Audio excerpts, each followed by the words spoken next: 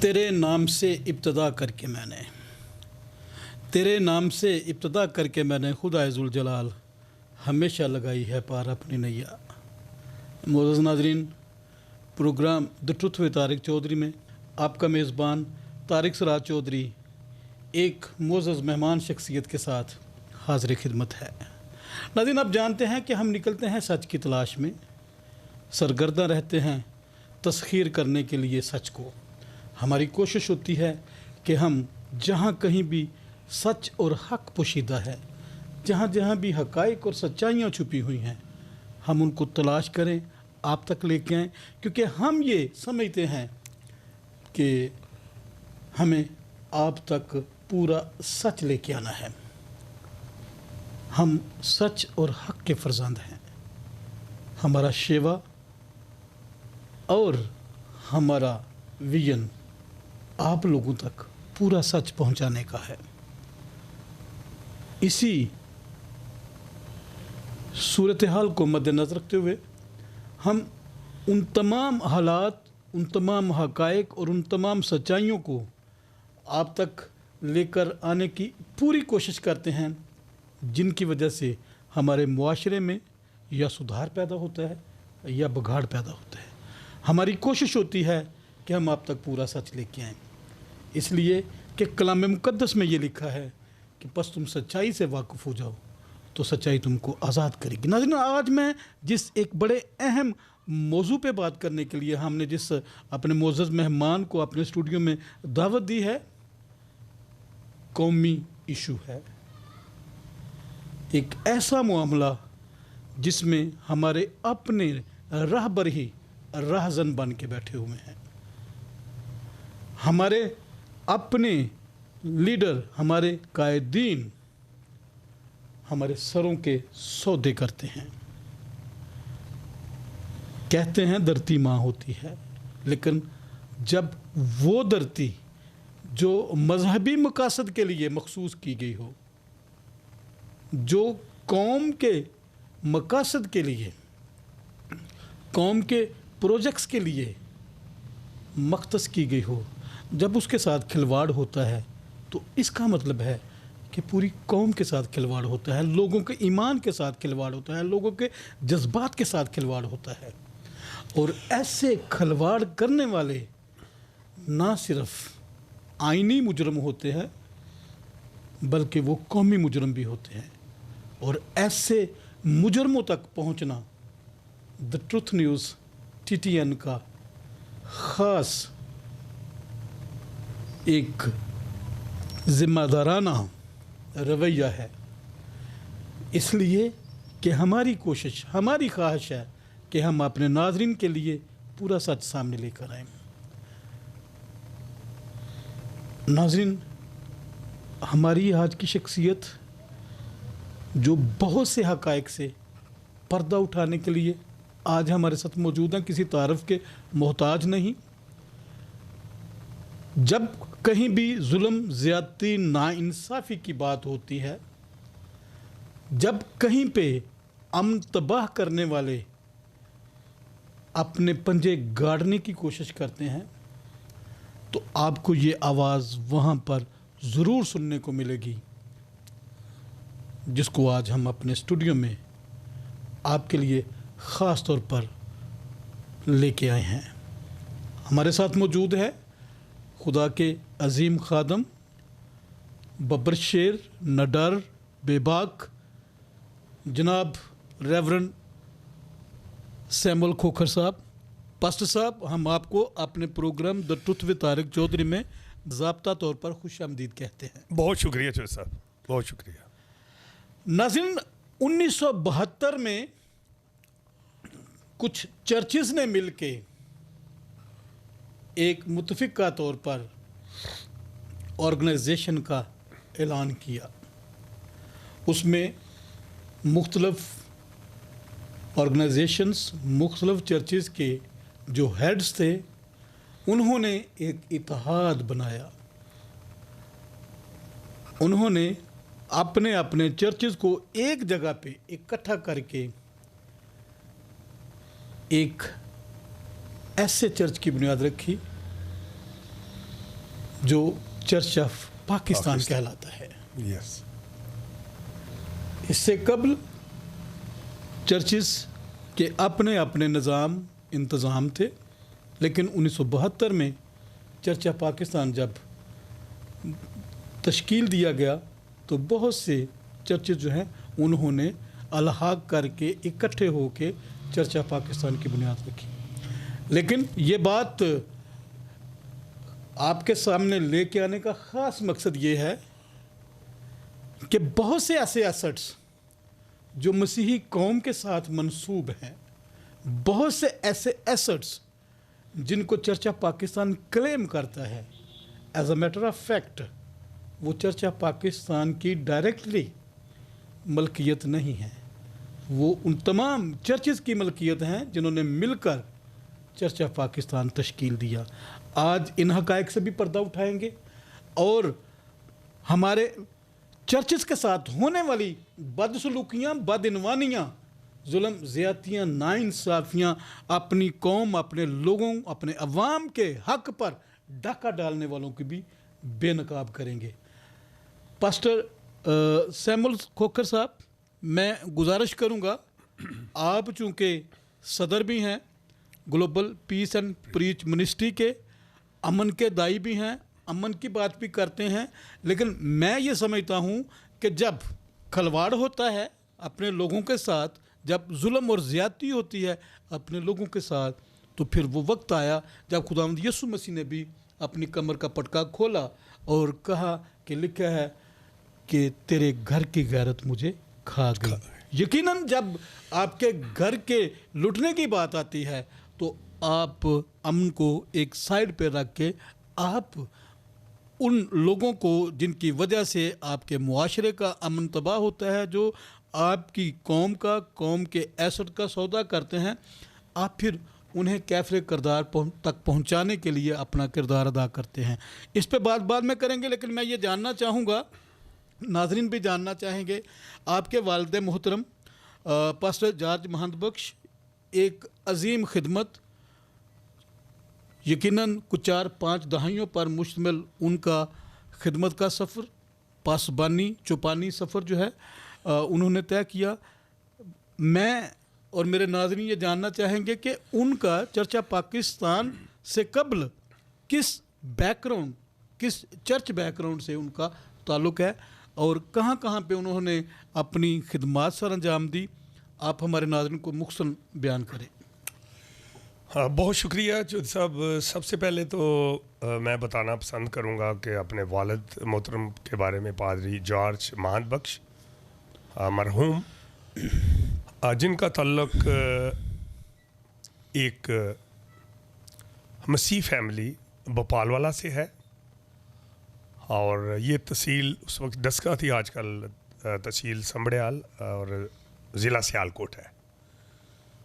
मेरे वालिद साहब ने 1960 में ट्रेनिंग मुकम्मल की। आपको पता कि एशिया का सबसे बड़ा जो सेमिनरी है थियोलॉजिकल गुजरनावाला, वहाँ से टॉप किया उन्होंने। उसके बाद खिदमत के लिए वो निकले और सबसे पहले जो उनको पैरिश मिली वो मित्रा वाली था। चर्च ऑफ स्कॉटलैंड मिशन से ही हमारी फैमिली का ताल्लुक़ है। मेरे दादाजी महंत बख्श वो भी स्कॉटलैंड मिशन से, और इससे पहले भी जो मेरे परदादा हैं वो स्कॉट मिशन से ही उनका ताल्लुक़ था। तो मेरे जो परदादा हैं वो भी चर्च ऑफ स्कॉटलैंड, उस वक्त यही बोलते थे जी किस मिशन से आपका ताल्लुक़ है, तो पुराने लोग तो वो कह रहे थे ऐसे स्कॉटलैंड मिशन से हमारा ताल्लुक़ है। मेरे एक ताया जी थे और 2 चाचा। सबसे जो छोटे चाचा थे अनवर उनका नाम था, वो यंग एज में ही मैट्रिक में थे तो उनकी डेथ हो गई। उसके बाद मेरे बड़े ताया रोशन बख्श, वो कराची में ही सारी ज़िंदगी वहाँ रहे हैं। और मेरे वालिद साहब जो है, और फिर उनसे छोटे मास्टर नाज़र मसीह खोखर, अभी पिछले साल उनकी डेथ हुई है, तकरीबन वो 80+। तो मेरे वालिद साहब जो हैं, इन में अकेले जो हैं वो पासबानी खिदमत में आए। जो मेरे चाचा थे नाज़र मसीह खोखर साहब, वो हेड मास्टर रिटायर्ड हुए। उनकी जो खिदमत है वो तलीमी तौर पर जो है वो उन्होंने बहुत जगहों पर गवर्नमेंट सर्विस की। हमारी जो फैमिली है ये एक बड़ी रूहानी फैमिली है, और मेरे दादाजी भी बड़े स्पिरिचुअल थे, और खुदावंद का शुक्र है कि हमारी फैमिली जो बख्श फैमिली है इज़ सो ब्लेस्ड। हम 8 बहन भाई हैं, और एक भाई मेरा कोयटा होता है, एक भाई मेरा डस्का है, और एक मेरी सिस्टर है सबसे छोटी, वो जो है वो स्कूल ऑफ नर्सिंग प्रिंसिपल रही कोयटा के अंदर। तो खुदावन ने बड़ी हमारी फैमिली को बरकत दी। और एक मेरी सिस्टर नेवी में जो है वो पढ़ाती हैं डॉक्टर्स को और नर्सिस को, वो मुझसे छोटी है, शीरी उनका नाम है। तो वो साथ अब रन कर रहे हैं। और मेरे बहनोई जो हैं वो इंजीनियर पाकिस्तान एयरफोर्स से रिटायर्ड हुए हैं। उसके बाद उन्होंने ट्रेनिंग की, पास्टर की, और अब उनका एक बहुत बड़ा चर्च है कराची के अंदर, वो रन कर, दोनों मियाँ बीवी कर रहे हैं। सो हम बेसिकली सारे बड़े ही रूहानी बहन भाई हैं। मतलब आपका जो ताल्लुक है वो प्योरली स्कॉटलैंड मिशन से, स्कॉटलैंड चर्च ऑफ स्कॉटलैंड से है। Yes sir. जिसको पहले स्कॉच मिशन बिल्कुल कहा जाता था। तो पास्टर साहब, जैसा कि मैंने इंट्रो में ये बयान किया कि मुख्तलिफ चर्चिस ने मिलके 1972 में चर्च ऑफ पाकिस्तान की बुनियाद रखी, जो आज समझते हैं कि वो पाकिस्तान के जो मेन स्ट्रीम चर्चिस हैं उनमें उसका शुमार किया जाता है।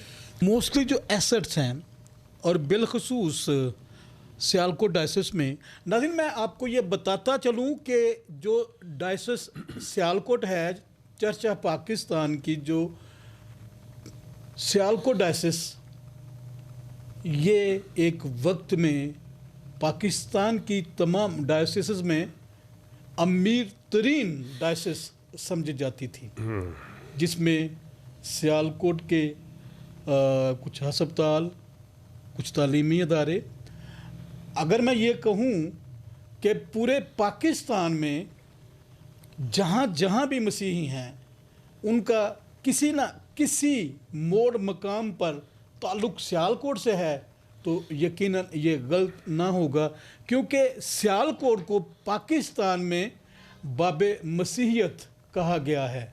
सो पाकिस्तान के अंदर जहाँ कहीं भी मसीही आबाद हैं, यकीनन उनका ताल्लुक़ जो है किसी ना किसी निस्बत से सियालकोट से है। सो सियालकोट में बहुत से ऐसे अदारे,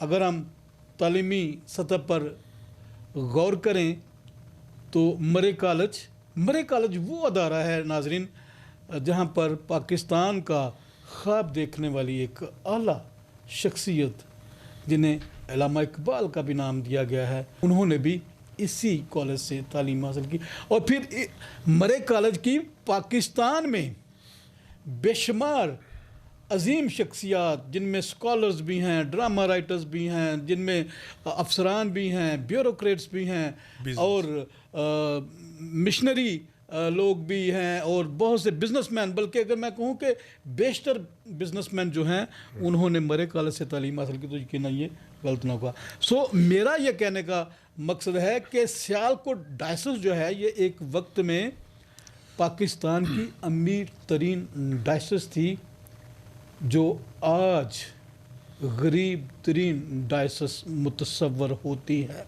जानेंगे हम इसके बारे में हकायक जनाब रेवरेंड सैमुअल खोखर साहब से।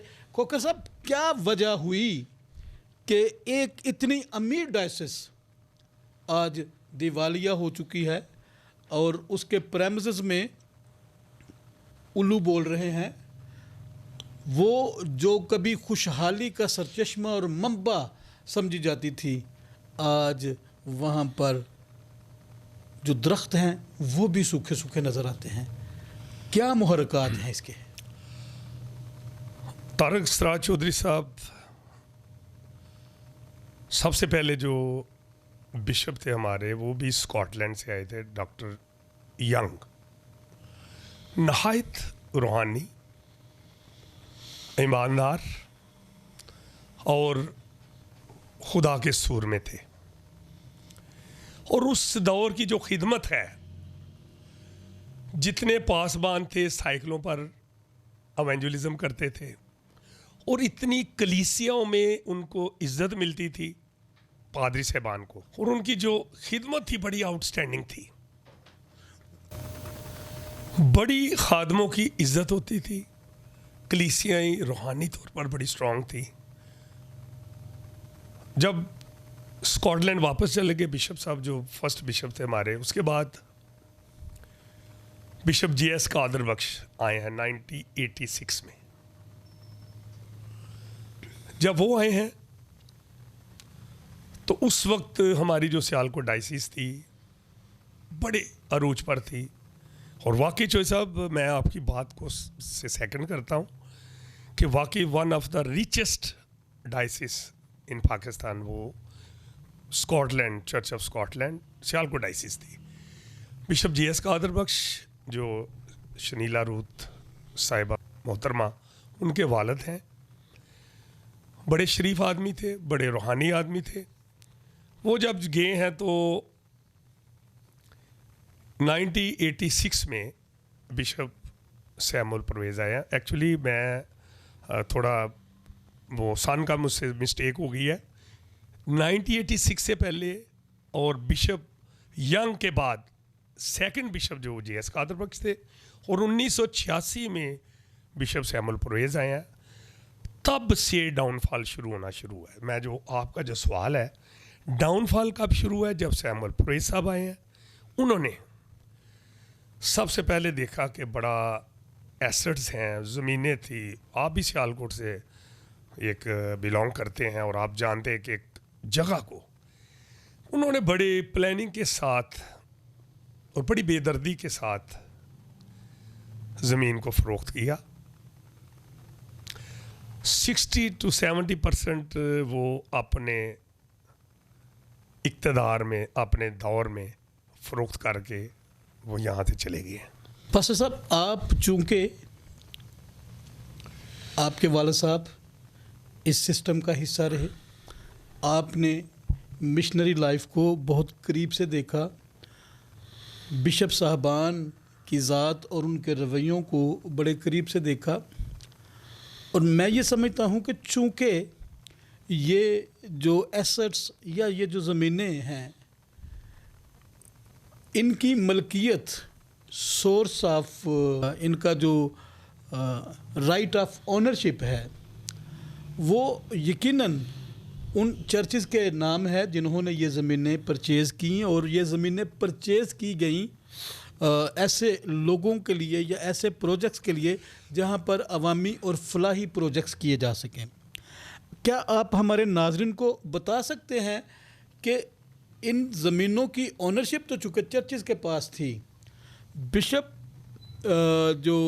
बिशप सैमुअल परवेज़ जो है वो बिशप थे चर्च ऑफ पाकिस्तान के, चर्च ऑफ स्कॉटलैंड की ज़मीन कैसे फ़रोख्त कर सकते थे? बहुत अच्छा क्वेश्चन आपने किया है। जो बिशप होता है डायसिस का, वो कस्टोडियन भी वही होता है और चेयरमैन भी वही होता है। Bishop Samuel Parvez as a chairman excuse me bishop Samuel Parvez as a chairman एक लेटर लिखते थे चर्च ऑफ स्कॉटलैंड को कि हमें एक प्रोजेक्ट के लिए इतनी क्वायर करनी है हमने ज़मीन जितनी भी है, चाहे वो डस्का में है, चाहे वो सियालकोट में है, चाहे वो वज़ीराबाद में है, चाहे जलालपुर जट्टा है, चाहे कहीं भी है, जहाँ जहाँ भी हमारी जो स्टेशन है, मिशन के जो प्रॉपर्टीज़ हैं, वो फ़र्द पे आप देखेंगे तो चर्च ऑफ स्कॉटलैंड ऑनरशिप उनकी है, मालक जो है वो है। लेकिन एक बड़ा टेक्निकल लोग जो है वो टेक्निकल खेल खेलते हैं। बिशप सैमुअल परवेज़ भी ऐसे करते थे कि एक प्रपोजल भेजी, उनको लेटर भेजा, ईमेल भेजी कि हमें एक थोड़ा सा जगह चाहिए, हम इस पर फ़रोख्त करके प्रोजेक्ट करना चाहते हैं। फॉर एग्जांपल कैथीड्रल स्कूल ही बनाना है, तो अगर उन्होंने 1-2 कनाल की इजाज़त दी है तो इन्होंने 2-3 एकड़ ज़मीन बेच दिया, और फिर अंडरस्टैंडिंग करके जो उस दौर के अटारनी थे, ये स्कॉटलैंड उस वक्त स्कॉटलैंड की म्यूचुअल अंडरस्टैंडिंग थी कि इनको इजाज़त दे देते थे, लेकिन बाद में इधर आके कौन सा उन्होंने गोरों ने आके देखना था कि भाई जगह कितनी इन्होंने ली है, कितनी बेची है, कितने पैसे। बहरहाल यहाँ से सर आहिस्ता आहिस्ता जो डाउनफॉल शुरू है प्रॉपर्टी सेल करने का औने पौने दामों में, और ख़ुद पर्सनली जो फ़ायदा अटॉर्नीज़ ने लिया और बिशप साहब ने लिया, इससे हमारी डायसिस और कलीसिया को बहुत नुकसान हुआ है।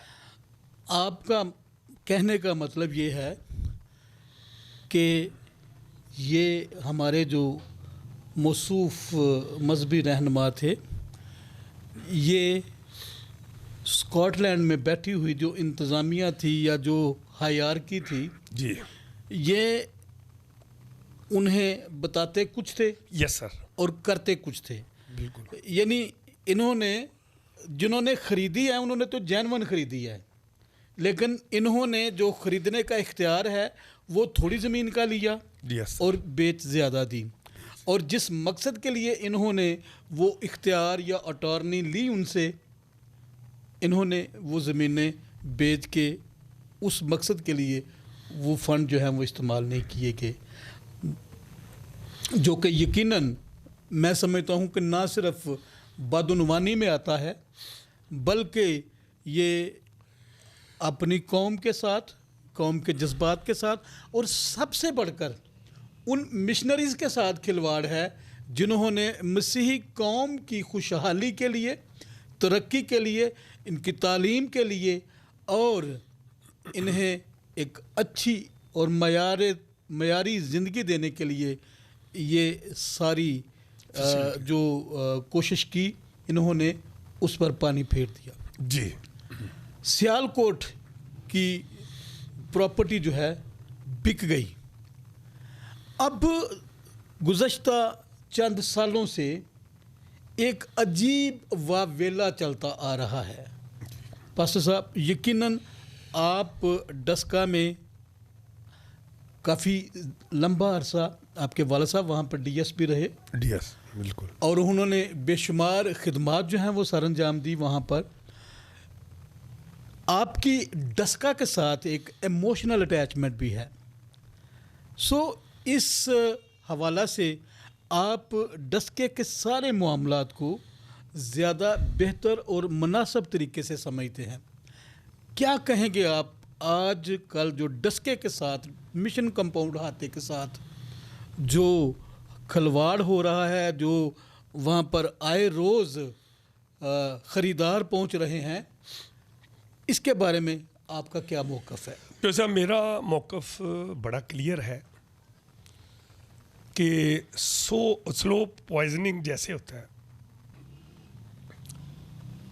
इसी तरह जो प्रेजेंटली इंतज़ामिया है सियालकोट डायसिस की और bishop honourable Samuel L1 John साहब और उनके मशीर और उनके जो साथ फ्रंटमैन हैं, उनकी सारी मिली भगत से एक एक्सरसाइज हुई 2017 से शुरू हुई है। एक शरीफ आदमी जिनका नाम मियाँ असगर है, एक बड़े बिजनेसमैन डस्का के, जिनका पहला हाउसिंग सोसाइटी डस्का के अंदर उन्होंने लॉन्च की और बड़ी अच्छे तरीके से वो आगे प्रमोट हो रही थी कि किसी ने आके उनको गलत मशवरा दिया। मैं जो सब लोगों को बड़े मैंने वीडियो वायरल किए हैं कि मैं कहता हूँ अपने मुस्लिम भाइयों से कि मिशन की जगह लेने से पहले पूछ लिया करें किसी से कि ये लेनी चाहिए या नहीं लेनी चाहिए। लेकिन फिर भी जब तक कहते हैं कि लालची ज़िंदा है दुनिया में, जितनी जो वो लफ्ज़ शायद अच्छा लगे कि ना, वो ठग, वो भूखा नहीं मर सकता। ठीक है जी। इसी तरह मियाँ साहब ने डस्के में प्रोजेक्ट्स के लिए ये जगह किसी के मशवरे पर या जैसे भी मोटिवेशन हुई, मैं समझता हूँ कि बड़ी ज़्यादती हुई कि उनको पहले जलालपुर जट्टा विज़िट कराया गया। मतलब जैसे पूरी नौसरबाजी नहीं होती, ये ऐसे हुआ है कि बहुत बड़ा स्कैम है। जलालपुर जट्टा कभी वज़ीराबाद लेके जा रहे हैं और वो आज दुनिया में नहीं, खुर्रम शहजाद भट्टी फ्रंटमैन वो था, वही डायसिस के अंदर, बिशप हाउस के अंदर भी लेके जाता था। वो मियाँ साहब by the grace of God ज़िंदा है अभी, वो भी अपना सारा मौक़िफ़ जो है वो लोगों को बताते हैं कि मेरे साथ कैसे मिसहैप हुआ। आहिस्ता आहिस्ता आहिस्ता उनसे पैसे लेना शुरू किए, कभी किसी मद में, कभी किसी मद में, कि हम आपके साथ जो एग्रीमेंट करेंगे लीज पे देंगे, क्योंकि ये सेल तो हो नहीं सकती।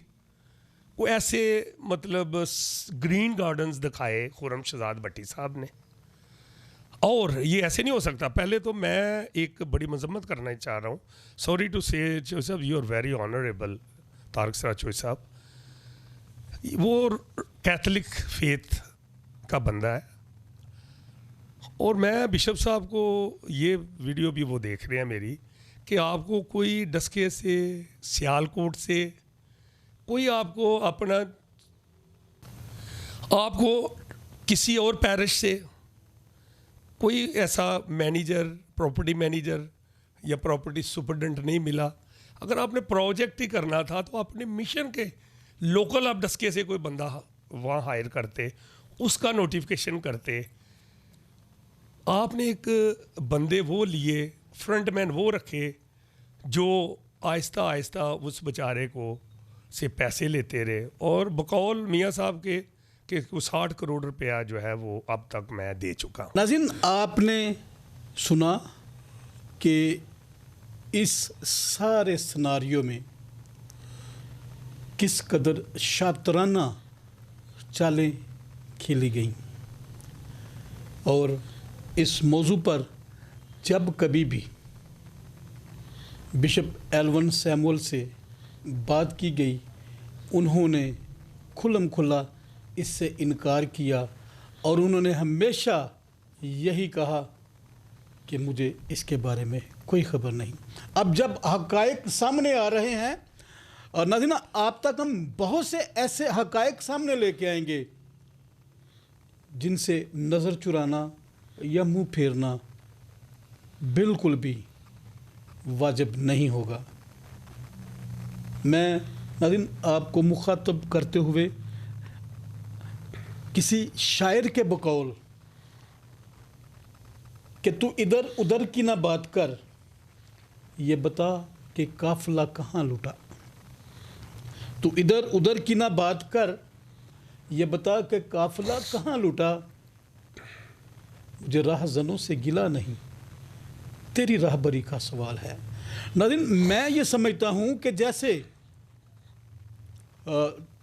पास्टर सैमुअल खोखर साहब ने बयान किया कि सैमुअल परवेज़ जो बिशप ऑफ सियालकोट डायसिस थे, उन्होंने अपने तरीक़ा वारदात से सियालकोट की 50-60% 50 से 60% ज़मीन जो है वो औने पौने दामों में बेच दी और अपनी अय्याशियाँ की।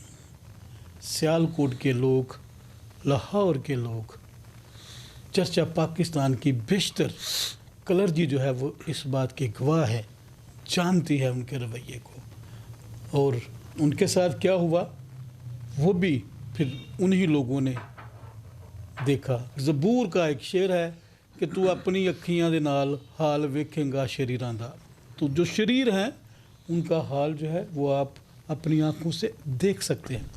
इसी तरह अरसा गुज़श्ता 8-9 साल से डायसिस ऑफ सियालकोट का एक ख़ास हिस्सा, जिसे डस्का मिशन कंपाउंड या मिशन अहाता भी कहा जाता है, आए दिन वहाँ पर ज़मीन के व्यापारी जाते हैं, बोली लगाते हैं, पैसे देते हैं, फिर वो पैसे पता नहीं ज़मीन खा जाती है या आसमान पे बादलों में उड़ के चले जाते हैं, इस बात की समझ नहीं आती। अगरचे इसमें कुछ किरदार ऐसे हैं जिनसे अभी बहुत कुछ तहकीक और तफ्तीश होना बाकी है, लेकिन मैं ये समझता हूं कि जो उस डायसिस के जिम्मेदारान हैं, अगर वो इस बात में मुलव्वस नहीं हैं, तो फिर बाहर से कोई आकर इतने बड़े सौदे कैसे कर सकता है? यकीनन जब कुत्ती चोरा नाल रल जाती है, फिर मामलात जो हैं वो फ़र्क हो जाते हैं। जब घर का भेदी लंका डाता है तो फिर नाजरीन घर को तबाह होने से कोई भी नहीं बचा सकता। हकायक आपके सामने लेके आएंगे, ख़रीदार आपके सामने लेके आएंगे, और इन पैसों से मुफादात हासिल करने वाले जो किरदार हैं वो भी आप तक लेके आएंगे। किसने कितनी गाड़ियां खरीदी, किसने कितने घर बनाए और किसने कितने गैर मुल्की दौरे किए, आप तक लेके आएंगे। नाज़रीन, पूरा सच देखते रहिए TTN। और इसके बाद फिर बहुत से ऐसे इंकशाफात हैं जो हमारे आज के मुअज़्ज़ज़ मेहमान जनाब सैमुल खोखर साहब करने वाले हैं।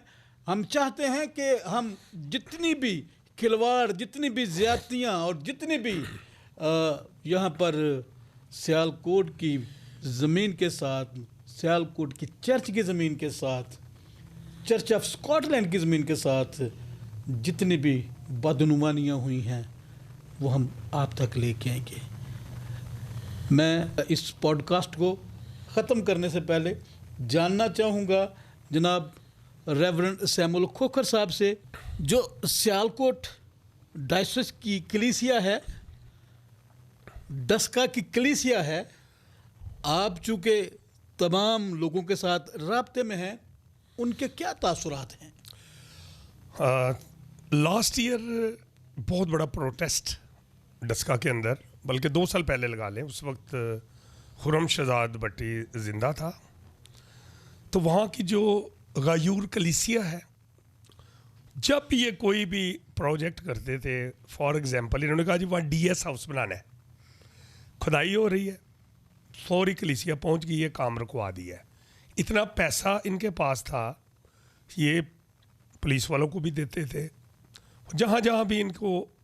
लेकिन जब इंटरफेरेंस कलीसिया ने की तो इनका कोई भी काम नहीं चलने दिया। और दूसरी बात जो सब अटारनी जो है वो पीटर J. डेविड साहब है हमारे डायसिस के, और उनके नेफ्यू हैं, उनकी मिसिस के नेफ्यू हैं, और जो हेड मास्टर नसीर साहब खान साहब के पोते और अजीज़ गुल साहब के बेटे हैं, एडवोकेट नजीब दाऊद आगा खान, वो भी देख रहे हैं। वो इस वक्त जितने मामलात हैं लिटिगेशंस या लीगल मिशन के जो मामलात हैं वो behalf of Peter J. David वो पाकिस्तान में दे। पहले नंबर पर ये दोनों एक पेज पर नहीं है।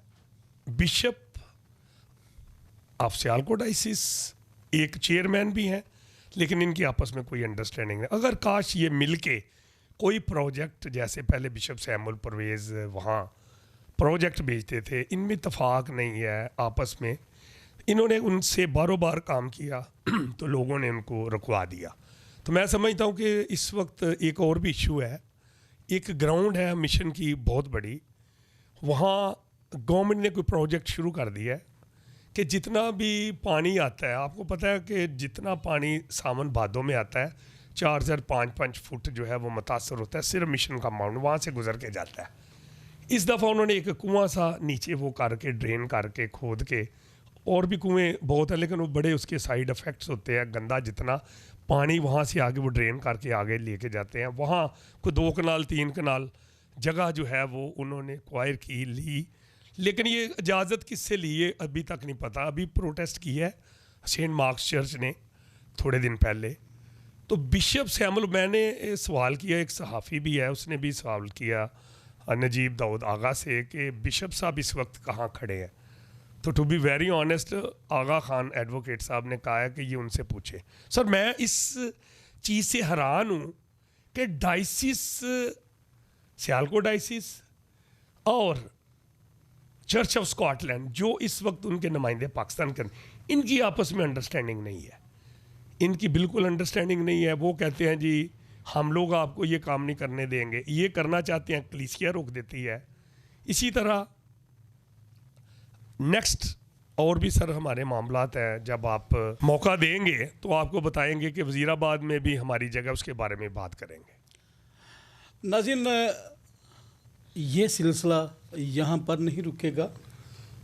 हमारे बहुत से गयूर कलीसियाई मेंबरान सियालकोट में, वो भी हमेशा जुल्म, ज़्यादती, जबर, नाइंसाफ़ी और कलीसियाई हकूक़ के गस्ब किए जाने के ख़िलाफ़ सीसा पलाई दीवार बनकर खड़े होते हैं। जलालपुर जटा के लोग, उन्होंने भी हमेशा अपनी गैरत का मुजाहरा किया और वहाँ पर भी उन्होंने बहुत से इस तरह के जो अबलीसी मंसूबे थे उन्हें नाकाम बनाया।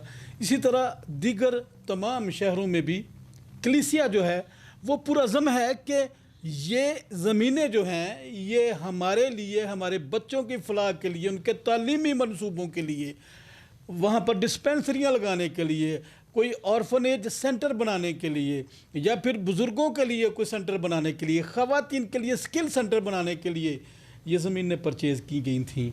लेकिन यहाँ पर महल बनते हैं तो किसी मुस्लिम पैसे वाले के, दौलतमंद के। मिशनरीज़ ने ये ज़मीनें, मेरे मोहतरम कायदीन, इसलिए नहीं ख़रीद के लोगों के लिए मखसूस की थी कि आप इनको बेचकर अपनी अयाशियाँ करें और मिशन की ज़मीनों पर दौलतमंदों के महल खड़े किए जाएं। बहुत से हक़ाइक़ आप तक लेके आएंगे, और वो नाज़रीन जिनके पास कोई इस तरह की स्टोरी है, हम उन्हें वेलकम करते हैं। मैं ये ज़रूरी समझता हूँ कि सच का ये सफ़र जो हमने जारी किया है ये पाया तकमील तक पहुँचे, और वो किरदार जिन्होंने अपनी माँ का सौदा किया, धरती माँ का सौदा किया, कैफरे किरदार तक पहुँचे। सियालकोट के नौजवानों को मुखातब करके हम उन्हें भी ये पैगाम देना चाहते हैं कि आपका हक है कि आपके लिए परचेज़ की गई कम्युनल प्रॉपर्टीज़ जो कम्युनिटी की ज़मीनें हैं, जो कम्युनिटी के मफादात के लिए, कम्युनिटी के हकूक़ के तहफ़्फ़ुज़ के लिए, कम्युनिटी के लोगों की फ़लाह के लिए, बहबूद के लिए जो ज़मीनें परचेज़ की गई, वहाँ पर ये हमारे जो बिशप साहबान हैं, जो पास्टर साहबान हैं, ये यहाँ पर प्रोजेक्ट करना चाहें तो ये प्रोजेक्ट कर सकते हैं। लेकिन प्रोजेक्ट्स का इन्हें फ़ायदा नहीं होगा, क्योंकि प्रोजेक्ट का फ़ायदा कौम को होगा, और ये किसी सूरत भी नहीं चाहते कि हमारी कौम तरक्की करे। जिस तरह से मैं देखता हूँ कि अगर किसी जगह पे कैथेड्रल का एक स्कूल है तो आज तक वहाँ पे दूसरी ब्रांच इसलिए नहीं बनी चूँकि ये कतई नहीं चाहते कि हमारी कौम के बच्चे जो हैं वो ज़्यादा से ज़्यादा तालीम हासिल कर लें। अफसोस की बात है, आप आज भी जाकर सर्वे करके देख लें, जितने भी मिशन के स्कूल हैं उनमें 3 से 5% तक मसीही बच्चे पढ़ रहे होंगे, बाकी सब जो हैं दीगर कम्युनिटीज़ के बच्चे हैं। और चूँकि ये स्कूल मसीही लोगों के बच्चों के लिए, उनकी तालीम और तरबियत के लिए बनाए गए थे, लेकिन कितने अफसोस और शर्म की बात है कि हमारे बच्चे जिन्हें ये नखिंद समझते हैं, हकीर समझते हैं, नाचीज़ समझते हैं।